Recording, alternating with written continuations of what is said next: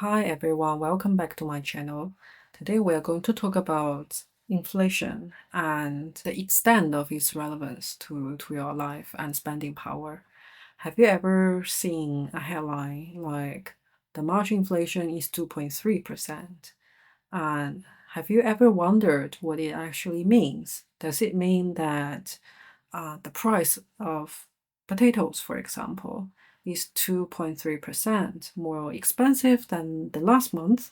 Or does it mean that the spending power of $100 or whatever your currency is worth 2.3% less than the previous March? If you are ever confused, you are not alone. Let's break it down in a way that makes sense for everyone.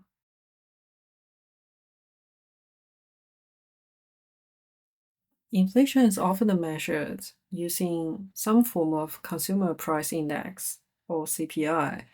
Central banks rely heavily on inflation on setting their interest rate policies. For example, both the US Federal Reserve and the European Central Banks are targeting a long term inflation of 2%. Here's the catch: inflation doesn't tell you the full story.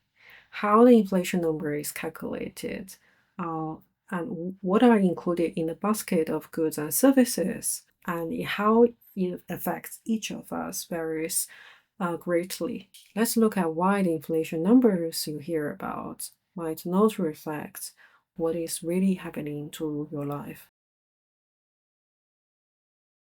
The CPI represents an average, and it may not reflect what you actually consume on a regular basis. Firstly, the sample of products and services may not match what exactly you buy. And secondly, the weighting of different items in the basket. For example, in some of the indices, rent and gas may have a higher weight than groceries. And what it means is that if you own a property rather than renting, the change in the rental cost may not influence your consumption. Inflation is supposed to show how the value of your money changes over time, but here's the tricky part. It depends on what you're comparing to. For example, if you're comparing your spending power to a currency like euro or yen, their values also fluctuate, making it harder to get a clear picture. Number two, historically, gold has been used as a benchmark. The value of gold tend to appreciate over time, which reflects the loss of the spending power of dollar. Today, cryptocurrencies like Bitcoins have started to be used as a digital gold by some of the investors, which complicates things further. Here is a major flaw on CPI, that it only focuses on consumption, i.e., the purchase of goods and services. But what about investments like stocks, real estate, and collectibles?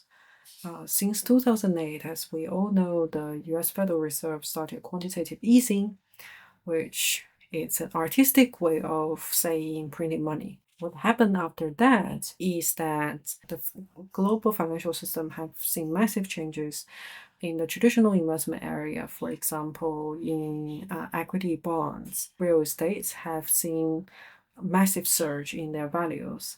And in the alternative investments like fine arts, wines, jewelry, and many others, we have seen the price of these type of products skyrocketed over the past 15 years as well. Even though many of them are not accounted as consumption today, but eventually they will affect consumers, for example, through higher housing prices, or the cost of go on a holiday becomes more expensive. On the other hand, technology advancements can reduce the price of many goods and services. For example, mass production can reduce the price of agricultural goods and electronics globally. These fallen prices can often offset rising in cost in other areas, which may make inflation number lower than what you personally feel. Lastly, there's something that you really hear about the financial derivatives, which is the tool behind the global financial crisis and also the collapse of many banks in the system. These are complex financial instruments that allow investors to borrow or bet on the change in the asset price of, for example, stocks or currencies. So, firstly, derivatives create leverage, meaning that their potential impact can be much larger than the change of value of the underlying assets. And secondly, the potential impact of these derivatives is highly ambiguous to the significant majority of us. The US Federal Reserve has stopped disclosing the amount of money supply related to financial derivatives a few years before the global financial crisis. Derivatives can amplify the risks and distort the supply of money in the financial system. And this remains a hidden bomb which can have a ripple effect to the real economy. The inflation numbers you see in the news are just one piece of the puzzle. While the CPI provides a snapshot, you're missing firstly, the CPI ignores your personal spending habits or personal inflation, and secondly, the fluctuations of the global currency and assets and their relevance to your spending power. And third, it ignores how investment and wealth growth are shaping the bigger financial picture. Inflation is more complex than a single number, and understanding it requires looking beyond headlines. As the financial world evolves, staying informed will help you better navigate these changes and make smarter decisions for your financial future.